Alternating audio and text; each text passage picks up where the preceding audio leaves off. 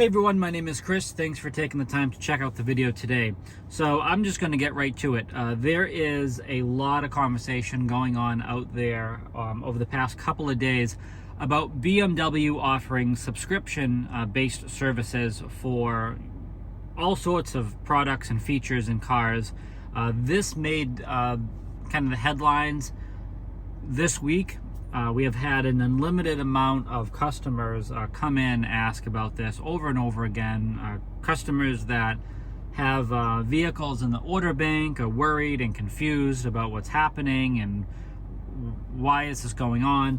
And I just definitely need to provide a little bit of a clarification here going forward, because a lot of people do not fully understand what these news articles and these stories represent, what they mean, which markets they're intended for, and all of that. So hopefully this video will cause a little bit of calm in an area where it's certainly anything other than that at the moment.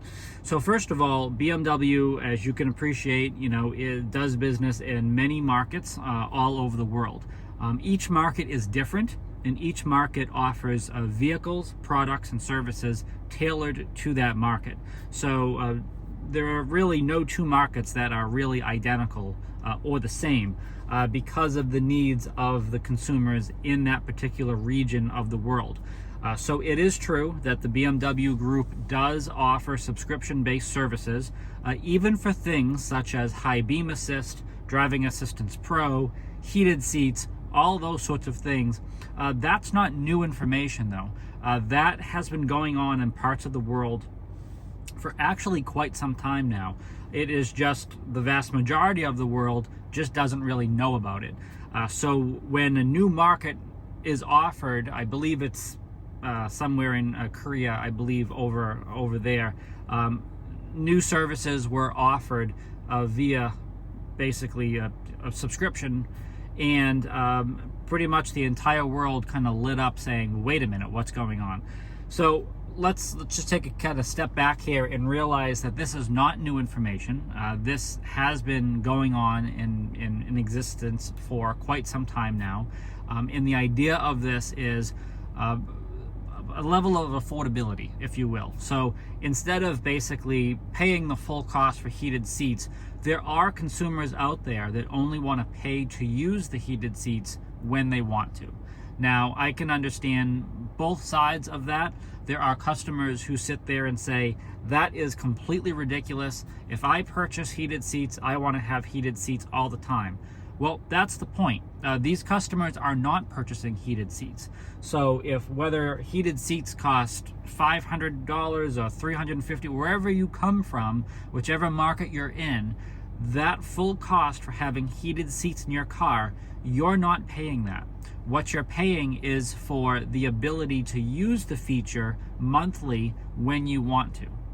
And again, on the other side, have the ability not to pay for the feature when you don't want to. One perfect example is right now it is, mid 80s, low 90s outside today. I certainly will not be using my heated seats in my car. If I had the ability to not pay for heated seats for a certain portion of the year, I definitely would do that. Why am I paying for something that I'm not using? That's my outlook and my perspective of it. So I think people need to realize that, inside of a premium package or an executive package or, whichever tiered package is available where you live, more often than not, heated seats is usually in there somewhere. And the first thing the customers are hitting back and saying is, why would I pay, the X amount of thousands of dollars for premium package that includes heated seats when you're then going to charge me monthly for heated seats? Well, BMW's not doing that, and they're not proposing to do that either. So I think we just need to realize, what exactly is happening and not stir up any sort of rumors in terms of what that's for. So the entire basically business model, if you will, going forward in those particular markets is you basically have a car and you're going to choose to activate or not activate certain features or functions. Now, as you can probably all appreciate, with the supplied limitations and the shortages out there, that would mean that the manufacturer would have the capability of producing fully loaded cars for every single BMW center, for every single customer walking in the door, in order for them to have the ability to say, yes, I decide I want massage seats this month. Yes, I decide I want ventilation. Yes, I decide I want high beam assist. But that's in a perfect world. And unfortunately, today, we do not live in a perfect world. We do not have the ability to produce vehicles that are fully outfitted and are fully equipped, where customers can choose a full array of options that they can activate or deactivate, at a moment's notice. We wish we were there, but we're not. So the reality is, we are not building fully loaded cars that we are turning on or turning off. Perhaps that's a great idea in the future. We wish we were there, but we're not. So where we are is where we really have always been, and we are making cars and doing the best we can to put things like, Wi-Fi hotspot and wireless charging and BMW digital key and heated seats and Harman Kardon and all the essential, and head-up display, and all the essential functions that customers have come to expect from our vehicles. At the very bare minimum, we're just trying to maintain that month to month. That's it. We're not trying to build fully loaded cars that we are, digitizing to a point where you're going to be turning things on and turning things off. Perhaps in other markets that's true, but BMW has no intent in the US market to be doing that, at least not at the present time. What we offer in part of our, BMW ConnectedDrive and the services we have there, that is the extent of the subscribable services that we offer in the United States. And one example is here. So if you go under the apps, if you have iDrive 7, you go under the apps in your car, and you go under BMW Store, what you can see is the subscribed services in your vehicle, such as here. So there is a full list of them, and this is a great example. So in general, now some of these services fall off sooner than others, but every vehicle, when it's new, has these services essentially complimentary for the first 4 years. So that's your initial warranty, right? So when you go through this, you see things like Connected Package Professional or ConnectedDrive services, which includes things like teleservice and SOS and all of this.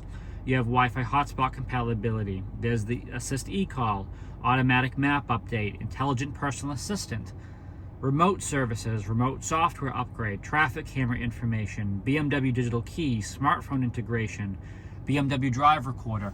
Now, some of these things I did purchase and added on to the vehicle myself.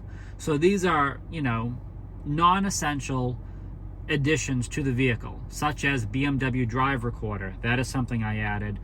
Traffic camera information, that is something that I added. But we're not charging for heated seats. We're not charging for ventilated seats. We're not charging for automatic high beam or driving assistance professional, or we're not charging for those sorts of things. So nothing in the United States is changing at the present time. We're keeping everything as it is. So everyone just needs to kind of take a step back and realize, if you have a car on order, and if you added the premium package or the executive package and you have the heated seats, you're going to have the heated seats for the life of the car. Nothing's going to happen. No one's taking your heated seats away. No one's taking the heated steering wheel away. Okay, because that just doesn't make sense. And what doesn't make even more sense is why BMW would charge you X amount of dollars for the premium package and then charge you monthly for the option in the premium package. That just makes absolutely no sense whatsoever, and that's why it's not happening. But it is important to understand, as I've demonstrated here with these options, is that it is technically possible to do that, because essentially we are driving around in very large laptops, right? I mean, we have the head unit here, which is the brain of the car. We are very much in a digital space when we sit inside of this car. And just by scrolling up and down this list here, you can see how digital we already are, because these are services that the vehicle is currently subscribed to. We're just not going to the extent, at least in the United States, to kind of pick and choose all these different options. We're just bundling them together largely keeping them on the BMW ConnectedDrive side, such as your automatic map update, intelligent personal assistant, the My BMW app access, all those essentials. But in the United States, all of that has been going on at least since 2014 or so. So even that's not new in this country. So I think everybody, I think we just need to remember, when you open up your phone, if you have an iPhone, if you have the news app and all the news stories pop up, I always have to remind myself that this is the news of the entire world. And it's going to be very difficult when you read something to kind of understand whether it's happening in the United States and it applies to the market that you're currently in, or if it's happening on the other side of the world. There's a lot of individuals that publish articles that do a great job of following up, just to remind the reader that, hey, look, this does not apply to the United States. It doesn't mean that it couldn't in the future, but this article is really about South Korea, or this article is really about the UK or Germany or another part of the world that is participating in this subscription-based platform, essentially. So to conclude with that, just so everybody is on the same page, it does exist. It's out there in various markets around the world. It has been very successful. Customers out there, there are customers that like it and there are customers that do not like it. And the options and how the program works also varies by market. So it's very difficult to sit there and to explain to someone anywhere else in the world how a subscription-based service is going to work, because that exact subscription-based service works differently in every market that we're in. So it's really not something that people need to get too worried about in the United States at the moment, but it is important to understand, especially as more electrified vehicles roll out, because it makes it easier to start offering these digital services, in a different way, that anything is possible. I'm not going to shut the door by the end of the video and say this is never going to happen, but what I'm saying for right now is that it is not slated to happen in the United States. It is something that is going to be elsewhere, but anything is technically possible. All of these vehicles are definitely capable of handling that, but nothing that you should worry too much about that today.